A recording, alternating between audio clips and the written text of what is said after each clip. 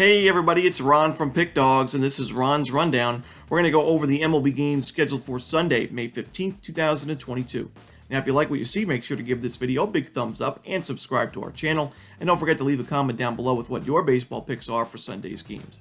Now, if you're looking for my best bets, you can find those at the premium picks tab at pickdawgz.com. I'm running a daily $15 MLB best bet, so you can check that out at Pick Dawgz Premium. Alrighty, here we go. Here are the games for Sunday, May 15th.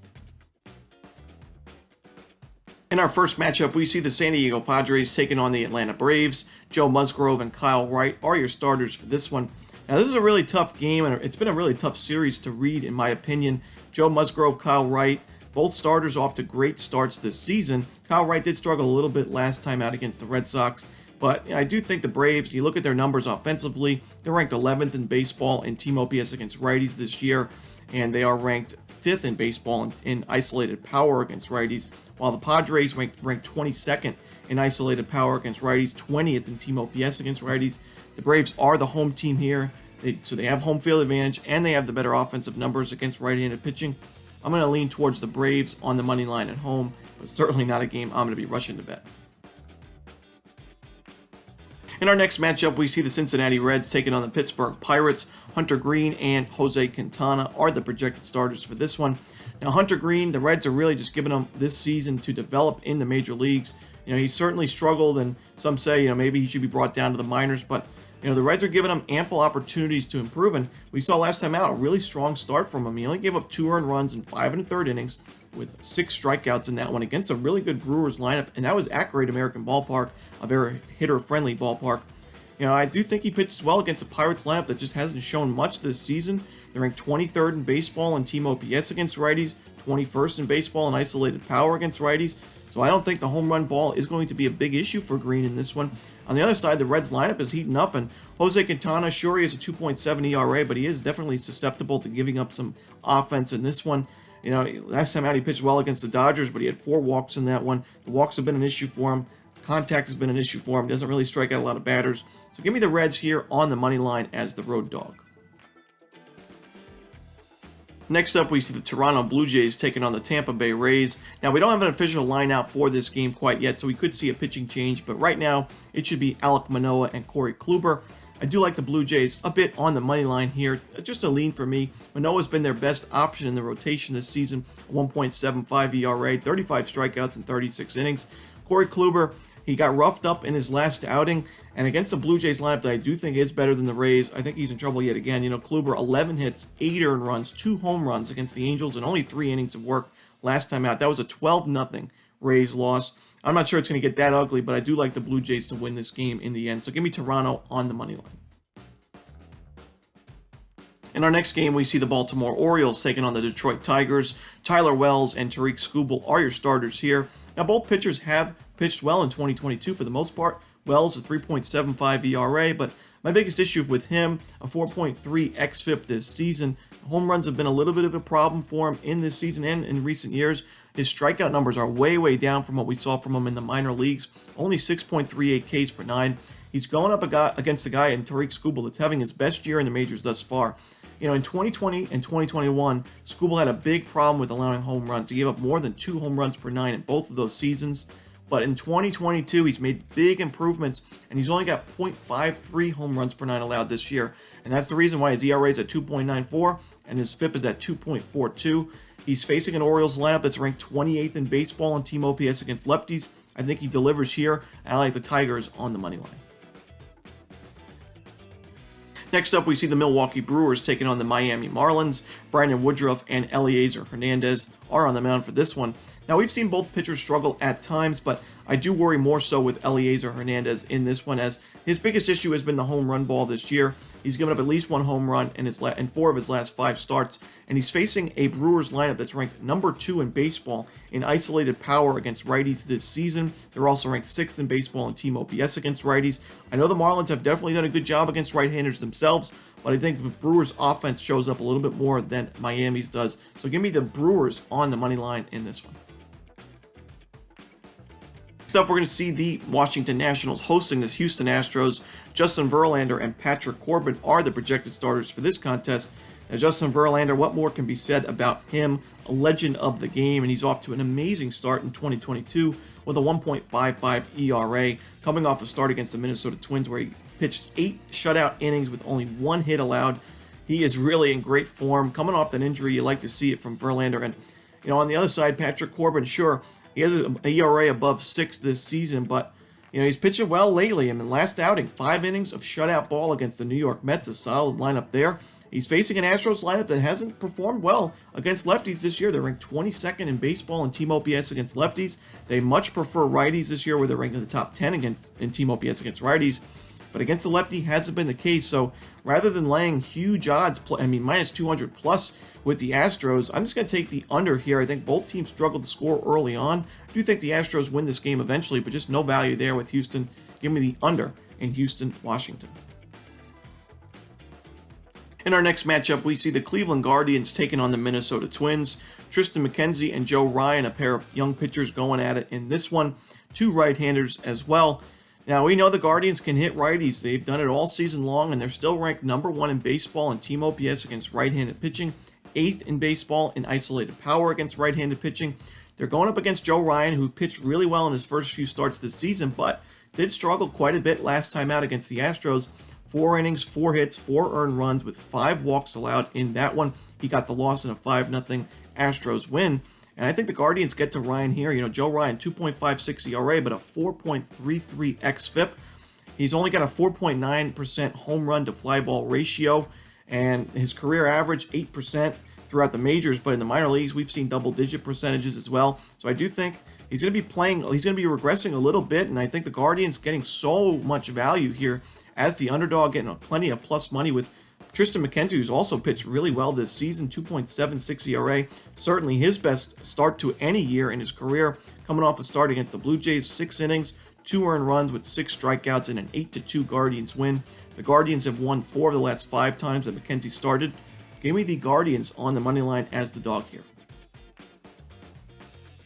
In our next game, we see the 4th and final matchup between the New York Yankees and the Chicago White Sox.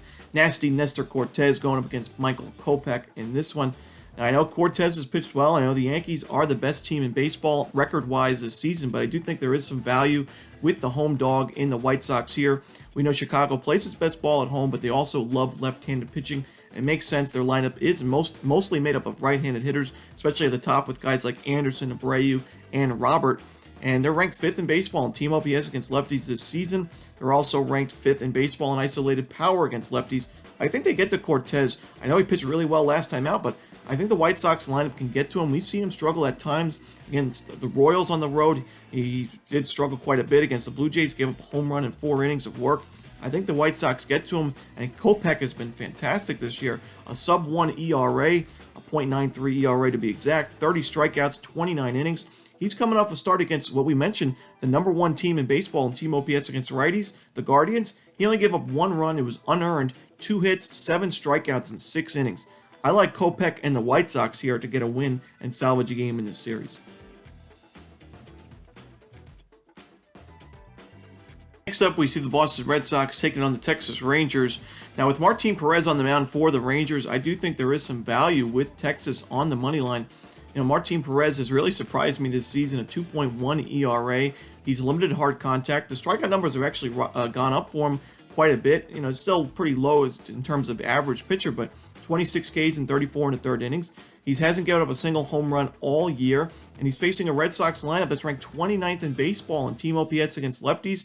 They're ranked 28th in baseball in isolated power against lefties. They've been the most underperforming and disappointing team in the majors this year. I think that continues on Sunday. Give me the Rangers on the money line. In our next game, we see the New York Mets hosting the Seattle Mariners, defending AL Cy Young pitcher Robbie Ray going at it against Cookie Carlos Carrasco in this one. Now, the Mets have just really struggled against left-handed pitching this year. It's kind of crazy when you look at their lineup. They have plenty of guys that can bat from the right side, whether they're righties naturally or switch hitters. Francisco Lindor, Starling Marte, Mark Canha, Pete Alonso, Eduardo Escobar. The list goes on, and this team just can't hit righties. Both of their catchers are righties as well. And they can't hit lefties. They're ranked 26th in baseball in team OPS against lefties this season with a 621 team OPS. The power numbers aren't there either. They're ranked 24th in isolated power against lefties. And I think Robbie Ray, who's coming off one of his best starts of the season with 10 strikeouts in 5 1/3 innings against the Phillies, I think he delivers here. And, we saw Marco Gonzalez, a guy that I really don't have a lot of confidence in. He's a lefty, and he pitched really well against this Mets lineup in the first game of this series. I think Ray has another strong start in this one, and I like the Mariners getting the plus money on the money line.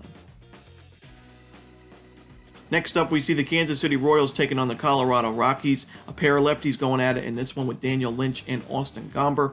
Now, it's not easy bringing a lefty into Coors Field to face the Rockies this season. They're number 1 in baseball in team OPS against lefties with an .817 team OPS.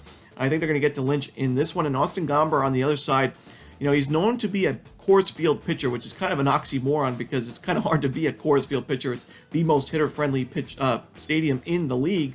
But Gomber doesn't give up a lot of hard contact. This year, the home runs have been a little bit of an issue, but overall in his career, it doesn't give up a lot of hard contact. And he's facing a Royals lineup that's struggled all over the place this year. I know they put up a ton of offense early in the series, but they're still ranked 23rd in baseball in team OPS against lefties, and they're ranked 25th in baseball in isolated power against lefties. So I do like the Rockies in this spot to catch a win. So give me the Rockies on the money line. In our next matchup, we see the Los Angeles Angels facing off with the Oakland Athletics. We're going to see Frankie Montas and Patrick Sandoval as the projected starters for this contest. I do think there is some value with the home dog, at least in the first 5 innings of this one. Patrick Sandoval, I'm really impressed with him, and I was optimistic about his season this year, but a 2.03 ERA, just a little too good. I do think he is going to see some regression, a 3.77 xFIP this year. The walks have been a little bit of an issue, and in recent years we've seen the home runs are an issue. This year hasn't given up a home run yet, but I don't think that's going to last too long. And the A's have hit lefties better than they have righties this season, so offensively, I think it's a pretty good matchup for Oakland. On the other side, Frankie Montas, I still think he is their best option, Oakland's best option in the rotation. 3.77 ERA, 41 Ks in 43 innings, a 1.02 whip. He's pitching well this year, and I think there is some value in the first 5. I don't trust the A's bullpen in this one. Eventually, I think the Angels bats could catch up to Oakland, but in the first 5, give me Oakland on the money line. Next up, we see the Chicago Cubs taking on the Arizona Diamondbacks. Now, Humberto Castellanos, to me, he's pitching well in his role this year, more of the back end of a rotation kind of guy, but 5.76 strikeouts per 9, not going to get it done for me. 4.76 xFIP this season. I know the Cubs at times have been really, really underperforming and just really unimpressive, but I think this is a spot where they can get a win in this one. They're ranked 12th in baseball in team OPS against righties. Diamondbacks lineup, although it's very powerful, it has struggled to get on base, and although Ketel Marte is heating up, I still think that the rest of the lineup has to do its part also. The Diamondbacks have had a really good starting pitching ERA this year, but I do think Castellanos is in trouble in this start and going forward. So just a small lean with the Cubs, the road team, on the money line. Next up, we see the Philadelphia Phillies taking on the Los Angeles Dodgers. This has been a pretty fun series to watch, and I do think there is some value with the Phillies with Nola on the mound. And I think Nola is one of the better pitchers that people really aren't talking about this year. I think it's for a couple reasons. First of all, his team's not really backing him up offensively or defensively. Last time out, the Phillies made a ton of errors when Nola was on the mound. And the previous start, the Phillies were up 7-1 in Nola's start. He went 7 innings, a 1-run ball, and the bullpen completely crashed and burned against the Mets in that 7-1 blown lead, 8-7 final. Nola is pitching well, though, this season. When you look at his expected ERA, 2.46 ERA. xFIP is 2.64. He's striking out batters. He's limiting walks. I think he pitches well here against the Dodgers. So I'm going to take the Phillies on the money line here. I think they get another win in this series. They've kind of been spoilers on the road in this one. Give me the Phillies on the money line. In our final game of the night, we see the San Francisco Giants taking on the St. Louis Cardinals. Pretty good pitching matchup here for Sunday Night Baseball on ESPN. Carlos Rodon and Adam Wainwright. Now, Wainwright, a veteran of the game, he's going to be pitching against a Giants lineup that does hit righties well, but the Cardinals hit lefties even better. Cardinals right now number 2 in baseball in team OPS against lefties with a 799 team OPS. It's really hard to ignore when you're getting plus money with a very good lineup. I know Rodon's a very good pitcher, but you're the home team getting plus money and you hit lefties really well. I'm going to have to take a stab with the Cardinals here as the home dog. I'll take a shot with them. Not my favorite game on the board betting-wise. A game that I'm really interested to watch because of this pitching matchup. but I'll take the Cardinals on the money line. And that's it. Those are the games for Sunday, May 15th. Hope you enjoyed this video. If you did, don't forget to hit that like button and subscribe. And don't forget to put your picks in the comment section below. Again, if you're looking for my best bets, you can find those at Pick Dawgz Premium. As always, this is Ron Romanelli. Good luck.